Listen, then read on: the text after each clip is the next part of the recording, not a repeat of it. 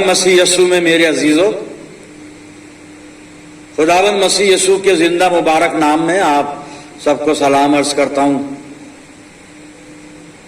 आज की इबादत में आपका स्वागत करता हूं। परमेश्वर का धन्यवाद हो, 2 रविवार बीच में निकल गए, हम YouTube पर नहीं मिल पाए और आज खुदा बाप ने फिर मौका इनायत फरमाया, हम आमने सामने हैं परमेश्वर का धन्यवाद करने के लिए। आज की इस मुबारक घड़ी के लिए परमेश्वर का धन्यवाद करते हैं, इस अच्छी संगति के लिए परमेश्वर का धन्यवाद करते हैं। और आज जो मनन के लिए खुदा बाप ने हमारे सामने रखा है, भजन संहिता की पुस्तक 27 अध्याय 1 से 5 पद में आपके सामने पढ़ रहा हूं। The book of Psalms chapter 27 verse 1 to 5।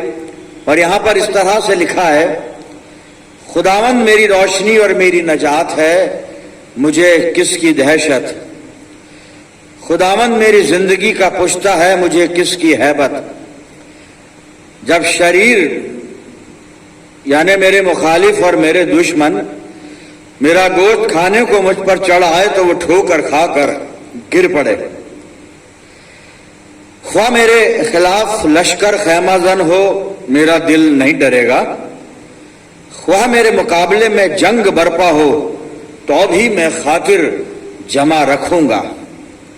मैंने खुदावन से एक दरख्वास्त की है, मैं इसी का तालिब रहूंगा कि मैं उम्र भर खुदावन के घर में रहूं, ताकि खुदावन के जमाल को देखूं और उसकी हैकल में इस्तिफ्सार किया करूं। क्योंकि मुसीबत के दिन वो मुझे अपने शामियाने में पोशीदा रखेगा, वो मुझे अपने खैमे के पर्दे में छिपा लेगा, वो मुझे चट्टान पर चढ़ा देगा। खुदावन की बरकत उसके पाक कलाम के पढ़े जाने पर, सुने जाने पर हो, आमीन। आइए दुआ करें। खुदावन प्यारे आसमानी बाप, हम तेरे पाक कदमों पर सरनिगू हैं तेरे कलाम को सुनने के लिए। इल्तिजा करते हैं हम में से हर एक को पाक रूह का मसा अता फरमा। होने दे प्यारे बाप, ये वचन रूपी बीज जब हमारे दिल की जमीन पर गिरता है, हमारी जिंदगी में जड़ पकड़े, बहुत सा फल लाए। हमारे चारों तरफ अपने पाक फरिश्तों की सेना का बाड़ा बांधना के शैतान कहीं से भी हमें दखल ना दे सके। और जब हम तेरी वेदी पे से उठकर रुखसत हो तो तुझसे बहुत सी आत्मिक आशीषें लेकर जाने वाले हों। पिता परमेश्वर, अपनी जिंदगियों को हर तरह से हम तेरे अधिकार में देते हैं और ये प्रार्थना तेरे प्यारे पुत्र अपने उद्धार करता प्रभु यीशु मसीह के जिंदा मुबारक नाम के वसीले से मांगते हैं, सुन और कबूल कर ले, आमीन। अजीजों, एक बार फिर परमेश्वर का धन्यवाद करते हैं इस अच्छी संगति के लिए, अच्छे समय के लिए। और जैसा अभी मैंने अर्ज किया कि 2 इतवार के बाद आपसे मैं YouTube पर मिल रहा हूं और उसकी कुछ वजूहात थी, लेकिन परमेश्वर का धन्यवाद करते हैं सब बातों के लिए। अभी भजन संहिता 27 के पहली 5 आयतें मैं पढ़ रहा था आपके सामने। इसके चौथे पद को आप देखें, अपनी बाइबल में आप देखें। मैं उर्दू की बाइबल इस्तेमाल करता हूं, हमेशा आपको बताता हूं। भजन संहिता 27 का 4 पद है और इसमें से कुछ आज हमारे सीखने के लिए। और दाऊद यहां पे लिखता है, मैंने खुदावन से एक दरख्वास्त की है, एक अपील की है, एक याचना की है। और वो क्या है?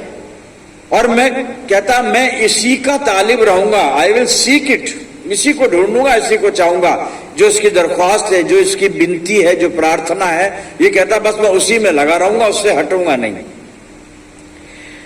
और वो दरख्वास्त क्या है? पहली बात तो कहता कि मैं उम्र भर खुदावंद के घर में रहूं।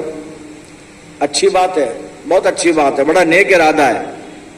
पर उसके बाद जो है वो बड़ी खास बात है और उस खास बात पर ही हम मेडिटेशन करने जा रहे हैं। अब इसका जो दूसरा हिस्सा चौथी आयत का जो मैंने अभी पढ़ा ना कि मैं उम्र भर खुदावंद के घर में रहूं, उसके आगे जो लिखा है वो बाइबल में आप देखिए, ताकि खुदावंद के जमाल को देखूं, परमेश्वर की मनोहरता को देखूं, यहोवा की मनोहरता को देखूं, ताकि खुदावंद के जमाल को देखूं और उसकी हैकल में इस्तिफ्सार किया करूं।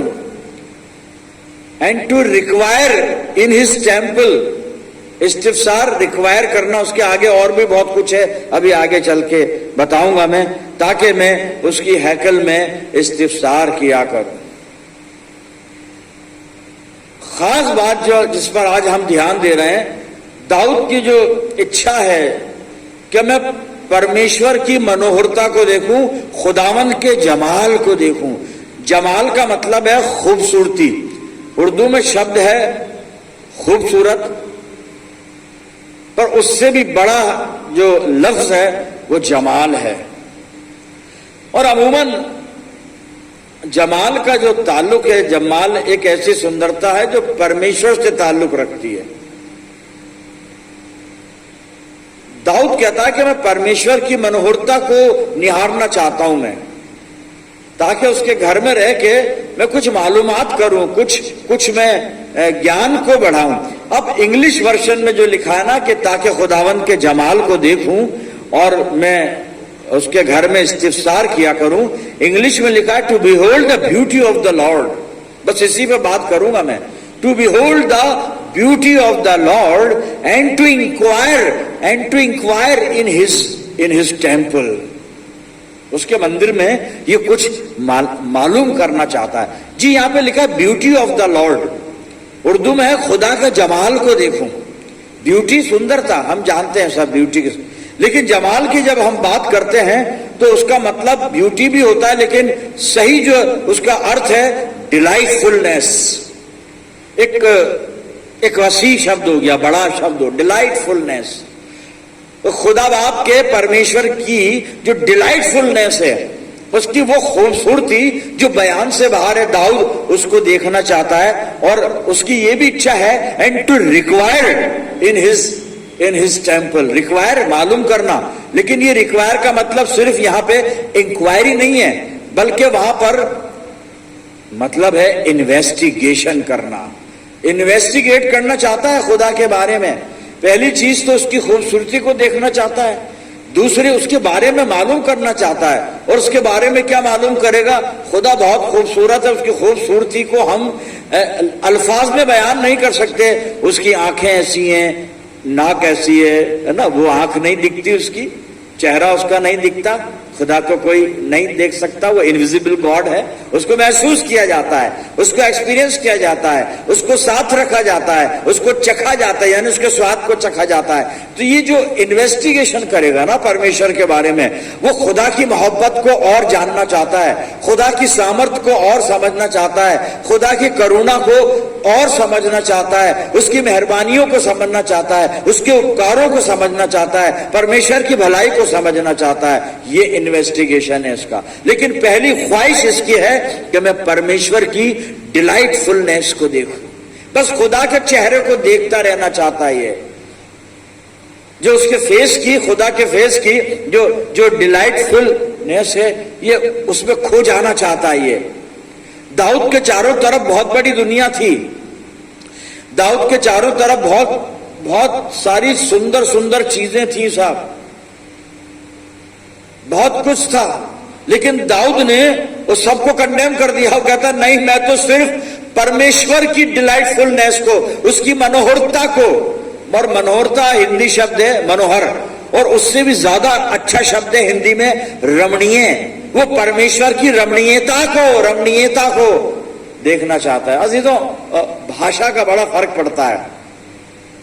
बाइबल हमें अच्छी तरह समझ में तब आएगी जब हमें कुछ भाषाओं का ज्ञान होना चाहिए। अब मैंने बताया हिंदी वर्जन में है मनोहरता, लेकिन हिंदी में उससे भी अच्छा शब्द है रमणीयता। वो ईश्वर की रमणीयता को, डिलाइटफुलनेस को देखना चाहता है। वो संसार की अच्छी चीजों को देखना नहीं चाहता, वो संसार की ब्यूटी को देखना नहीं चाहता। इवन वो ये भी नहीं कहता कि मैं स्वर्ग में जाऊंगा, स्वर्ग की सुंदरता को देखूंगा। नहीं साहब, उसको स्वर्ग से भी मतलब नहीं है।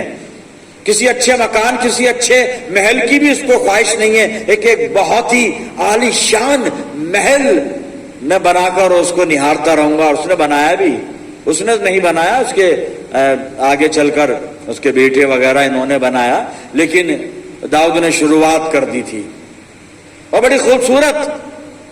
उसके पास आसाइश और अफजाइश के सामान थे, उसके पास सब कुछ था, किसी खूबसूरत चीज की कमी नहीं थी, यहां तक कि सुंदर रानियां भी उसके पास थी साहब। लेकिन वो तमाम सुंदरता के बारे में जानता है, परमेश्वर का जन है, हकीकत जानता है, सच्चाई जानता है, उसे मालूम है ये जो संसार की सुंदरता है वो कैसी सुंदरता है। दाऊद परमेश्वर की सुंदरता को देखना चाहता है, इंसान संसार की सुंदरता को देखना चाहता है। ऐसा क्यों है? क्या दाऊद इंसान नहीं था? इंसान था। तो फिर वो परमेश्वर की सुंदरता को क्यों देखना चाहता है? ईश्वर की रमणीयता को क्यों देखना चाहता है? खुदा की जो मैं बता रहा था डिलाइटफुलनेस, उसको क्यों देखना चाहता है? भाई संसार में बहुत सुंदर सुंदर चीजें हैं दाऊद भाई, आप उसको देखें। और मनुष्य देख रहा है, मनुष्य कोशिश करता है देखने की। कई बार हम जाते हैं घूमने के लिए, बहुत खूबसूरत जगहों पे जाते हैं, हम पहाड़ी इलाकों में जाते हैं, हिल स्टेशन पे जाते हैं सुंदरता देखने के लिए, और कहते हैं हम ये कि खुदा की कुदरत को देख रहे हैं। अरे खुदा की कुदरत को नहीं, खुद डायरेक्ट खुदा को देखो। दाऊद खुदा को देखना चाहता है, उसकी कुदरत को नहीं। और जब खुदा को देख लिया तो उसकी कुदरत तो कुछ भी नहीं है, खुदा तो फिर खुदा है, दाऊद वो है। लेकिन उसके और हमारे ख्यालों में जो विभिन्नता है ना, कि हम संसार की सुंदरता को देखना चाहते हैं, वो परमेश्वर की सुंदरता को निहारना चाहता है, खुदा के जमाल को, जमाल खूबसूरती, वो खुदा का नूर जो उसके चेहरे से निकलता है, वो डिलाइटफुलनेस कि जिसको हम शब्दों में बयान नहीं कर सकते। तो ये अंतर इसलिए है साहब, बाइबल बता रही है, और रोमियो 8:5 में पौलुस लिखता है कि जो शारीरिक हैं वो शरीर की बातों पर मन लगाते हैं, और जो आत्मिक हैं वो आत्मिक बातों पर मन लगाते हैं। ये अंतर है दाऊद में और हम में। काश हम दाऊद वाली तबीयत में आ जाएं साहब, शारीरिक बातों पर मन ना लगाएं, हम आत्मिक बातों पर मन लगाएं। तो दाऊद की चॉइस है कि वो खुदा की डिलाइटफुलनेस देखना चाहता है, खुदा के जमाल को देखना चाहता है, खूबसूरती को देखना चाहता है। वह दुनिया में सुंदर चीजें हैं भैया, वो भी देख लो, वो भी तो सब खुदा बाप ने बनाया है। हमारा लॉजिक ये होता है कि वो भी तो खुदा बाप ने बनाया है। हाँ, बनाया है खुदा बाप ने, लेकिन खुदा बाप ने हमें इसलिए बनाया है कि हम अपने परमेश्वर की डिलाइटफुलनेस को निहारते रहें, उसकी रमणीयता को निहारते रहें। जी, संसार की ब्यूटी के बारे में बाइबल कुछ कह रही है, और जो कह रही है आप नोट डाउन करें, बाद में देखना, स्टडी कीजिएगा। नीति वचन 31 अध्याय और 30 पद में लिखा है, वहां पर लिखा है शोभा, शोभा ब्यूटी, शोभा तो झूठी है, शोभा तो झूठी और सुंदरता व्यर्थ है। यह है जो ब्यूटी ऑफ द वर्ल्ड जो है ना, उसकी अहमियत इतनी है, बाइबल ने इसको कंडेम कर दिया। शोभा तो झूठी और सुंदरता व्यर्थ है। अब जो झूठा है उसको देखकर मैं क्या करूंगा, जो व्यर्थ है उसको देखकर मैं क्या करूंगा?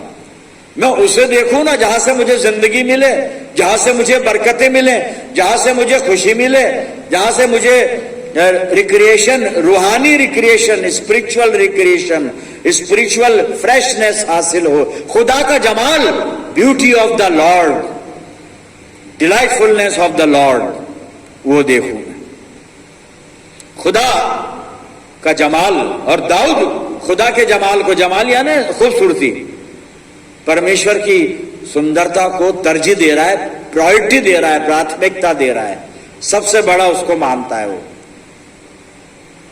मेरे अजीजों, खुदा ने इस्राएलियों को दुआ करना सिखाया।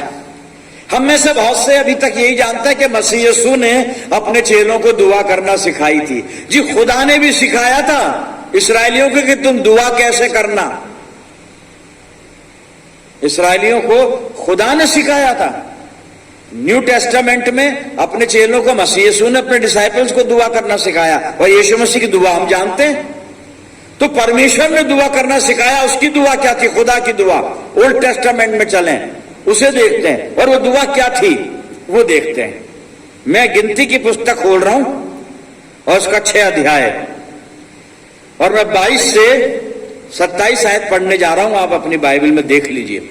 फिर यहोवा ने मूसा से कहा, हारून और उसके पुत्रों से कहे कि तुम इस्राएल को इन वचनों से आशीर्वाद दिया करना। याजक हैं, पुरोहित हैं, धार्मिक व्यक्ति हैं जो कि एल्डर कहलाते हैं, बुजुर्ग हैं जो दुआ देते हैं, याजक दुआ देते हैं, आशीर्वाद देते हैं।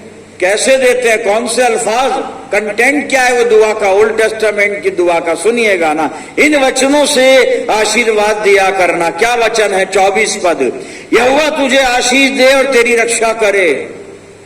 खुदा बरकत देने वाला खुदा है। इस दुआ को सुनिएगा, यहोवा तुझे आशीष दे और तेरी रक्षा करे। यह आशीष मिलेगी कैसे और रक्षा होगी कैसे? दुआ से ही नहीं होगी। दुआ तो हम कर रहे हैं, दुआ तो याजक कर रहा है, लेकिन काम परमेश्वर की सामर्थ करेगी। और वो क्या है, वो आगे मैं पढ़ने जा रहा हूं, आप देखिए अपनी बाइबल में।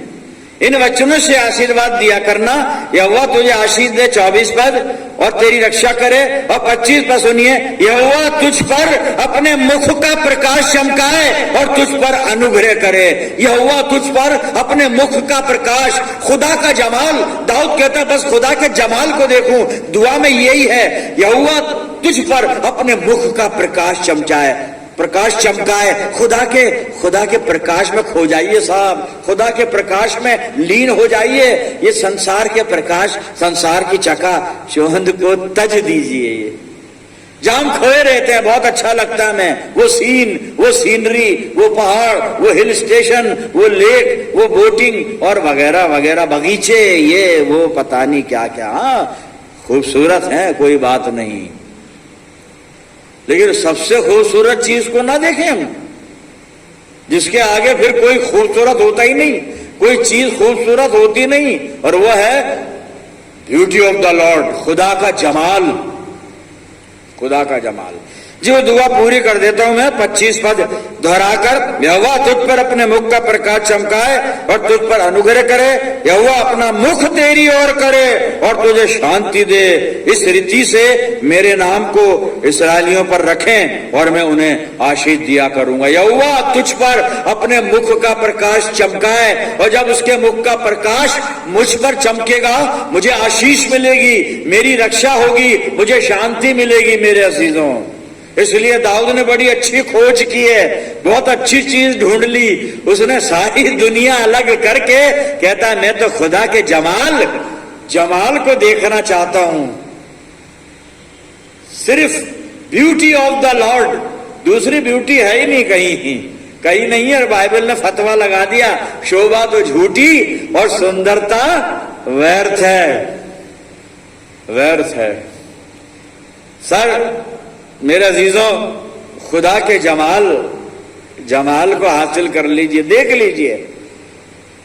वो एक आर्टिकल नहीं है, आइटम नहीं है, कोई चीज नहीं है, वस्तु नहीं है, कम आंखों से देखें उसका जमाल, उसकी कुदरत में दिखेगा, उसकी सामर्थ्य में, उसकी मोहब्बत में, उसके कामों में, उसकी आशीषों में, और बहुत सारी चीजें वो देता है। और वो कहता है मैं खुदा के घर में, दाऊद कह रहा है खुदा के घर में इन्वेस्टिगेशन करो। अबे खुदा के घर में भाई क्या इन्वेस्टिगेशन करेगा?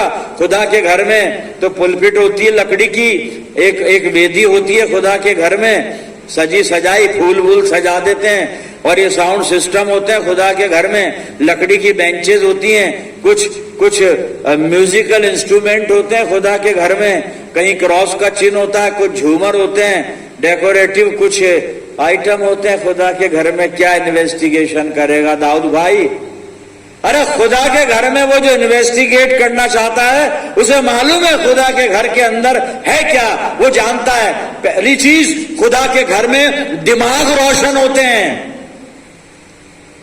खुदा के घर में दिमाग रोशन हो जाते हैं, और जब दिमाग रोशन होता है तो हम अच्छी जिंदगी की तरफ बढ़ते हैं, हम गुनाह से बाज रहते हैं, हम शैतान से मिलने से कतराते हैं, उसके साथ कंप्रोमाइज नहीं करते, क्योंकि दिमाग रोशन हो चुके हैं। पहली बरकत खुदा के घर में, जो दाऊद कह रहा है मैं उसके घर में इन्वेस्टिगेट करूंगा। क्या करोगे आप? जमाल देखोगे? जमाल देख लिया, ठीक है, खुदा के घर में नहीं उस जमाल और इन्वेस्टिगेशन का मिला जुला जो असर या बरकत कह लूं, बरकत रिजल्ट जो है उसका वो ये है, दिमाग रोशन होता है, ये ज़हन जो है रोशन हो जाता है खुदा के घर में। मैं ऐसे लोगों को जानता हूं जो चर्च में आए थे और जा रहे थे और सुसाइड करने के लिए जा रहे थे, लेकिन उन्होंने चर्च देखा, कब 1-2 मिनट चर्च में बैठ लें फिर सुसाइड करेंगे, और चर्च में आने के बाद, चर्च में बैठने के बाद उन्होंने सुसाइड करने का इरादा तज दिया, छोड़ दिया। और मैं ऐसे शख्स को जानता हूं जो आज परमेश्वर की सेवा कर रहा है, परमेश्वर के वचन का प्रचार कर रहा है। दिमाग रोशन होता है खुदा के घर में। यही इन्वेस्टिगेशन है जो दाऊद करना चाहता है, क्योंकि उसका जमाल, जब वो जमाल देख रहा है ना, उसकी खूबसूरती देख रहा है खुदा की, तो वो खूबसूरती से दिमाग रोशन होगा। दूसरी चीज, खुदा के घर में इन्वेस्टिगेट क्या करेगा दाऊद ये करेगा, जिंदगी के शक दूर होते हैं। हम शकों में जीते हैं, शक बहुत होता है, छोटी छोटी बातों में शक करते हैं, छोटी छोटी बातों में बड़ा अजीब अजीब तजुर्बे हमको करने पड़ते हैं। पास्टर को कई बातें हमें यहां से अभी नहीं बोलना चाहता, बहुत बातों पे शक करते हैं। शक भरी जिंदगी है इंसान की, वो शक करता है। शक इसलिए करता है, वो जानता है कि मैं भी परफेक्ट नहीं हूं तो दूसरा परफेक्ट नहीं है, इस बात को जानता है शक। लेकिन खुदा के घर में आकर शक दूर हो जाते हैं, ये दूसरी बरकत है, शक दूर हो जाते हैं। और तीसरी और आखिरी बात जिसको इन्वेस्टिगेट करना चाहता है दाऊद, खुदा के घर में सब रूह को सुकून मिलता है, वो इत्मीनान हासिल होता है जो इसके बाहर कहीं भी नहीं है। आप कहीं चले जाइए, कहीं नहीं है जो खुदा के घर में जो सुकून मिलता है ना, जो शांति, चिरस्थायी शांति मिलती है, वो खुदा के घर में मिलता है। इसलिए दाऊद कहता है कि मैं परमेश्वर की ब्यूटी को निहारना चाहता हूं। Behold the beauty of the Lord and to inquire in His temple. खुदा की सुंदरता को निहारना शुरू कर दीजिए, और जब उसका जमाल, उसका प्रकाश आपको रोशन कर देगा ना, प्रकाशमान कर देगा, तो फिर दिमाग रोशन हो जाएंगे, शक दूर हो जाएंगे, और रूह जो तड़पती रहती है ना, ये इसको सुकून मिल जाएगा। अच्छा, ये पॉजिटिवली भी तड़पती है रूह कई बार ना, मेरी रूह खुदा की प्यासी है, ये तड़पना ही तो है। ये अब प्यासी है तो प्यास है, और प्यास है तो बेचैनी है, तो इस प्यास को खत्म कर दो ना फिर। क्यों है खुदा की प्यासी मेरी रूह प्यासी क्यों है अब तक? क्यों नहीं मैं प्यास बुझा रहा हूं? और ये प्यास बुझेगी जब उसकी ब्यूटी को देखूंगा, जब उसके जमाल को, खूबसूरती को देखूंगा। ये प्यास नहीं रहेगी साहब, फिर प्यास नहीं रहेगी। दाऊद की तरह मैं कहूंगा, I shall not want, the Lord is my shepherd, I shall not want, I shall not want. किसकी प्यास, किसकी भूख, किसकी कमी, किसका गम, किसका दुख, किसकी तकलीफ, किसकी टेंशन, यह सिर्फ खुदा है, खुदा का जमाल है। और इन्वेस्टिगेशन में मैंने हासिल ये किया है कि खुदा के घर में आकर मेरा दिमाग रोशन हो गया, खुदा के घर में आकर मेरे सारे शक दूर हो गए, और खुदा के घर में आकर रूह मुतमईन हो गई। अजीजों, ये दाऊद जो दुआ कर रहा है यहाँ पे, जिस वर्ष पर हम ध्यान दे रहे हैं, ये दुआ हमें भी करनी चाहिए, ताकि हम खुदावंद के जमाल को देखें और उन बरकतों को हासिल करें जिसके लिए दाऊद बेताब है। हम प्रार्थना करें, और दुआ क्या करें हम? हमारी दुआओं में कुछ और चीजें होती हैं, हमारी कुछ और मांगे होती हैं, लेकिन जब हम दुआ करें तो जबूर नवीस की तरह दुआ करें। मैं एक हवाला पढ़ने जा रहा हूं, और ये मिलेगा भजन संहिता 119 और 135 पद है। आप सुनिए प्रार्थना। हमें प्रार्थना क्या करनी है? अपने दास पर अपने मुख का प्रकाश चमका दे और अपनी विधियां मुझे सिखा। अपने दास पर अपने मुख का प्रकाश चमका दे और अपनी विधियां मुझे सिखा। ये दुआ है।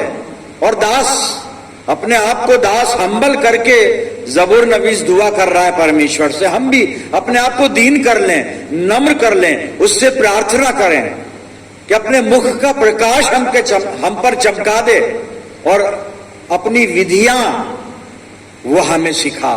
अजीजों, हमें परमेश्वर की विधियां सीखनी पड़ेगी। हमारा जो विधि और विधान है वो नहीं, खुदा की बादशाहत में परमेश्वर की विधियां चलती हैं। तो खुदावन के जमाल को हम भी देखेंगे, खुदावन के उस रमणीयता को हम भी निहारेंगे।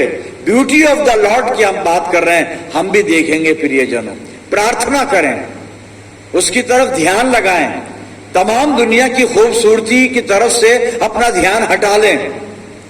और अब जो खुदा का जमाल हमें दिखेगा, दाऊद के वक्त में, दाऊद के ख्याल में, दाऊद के एक्सपीरियंस में सिर्फ खुदा था। वो खुदा से बात कर रहा है कि खुदावन के जमाल को देखूं। और हमें ये खुदावन का जमाल अब ये डायरेक्ट नजर नहीं आएगा, हम किसी के माध्यम से उस जमाल को देख सकते हैं।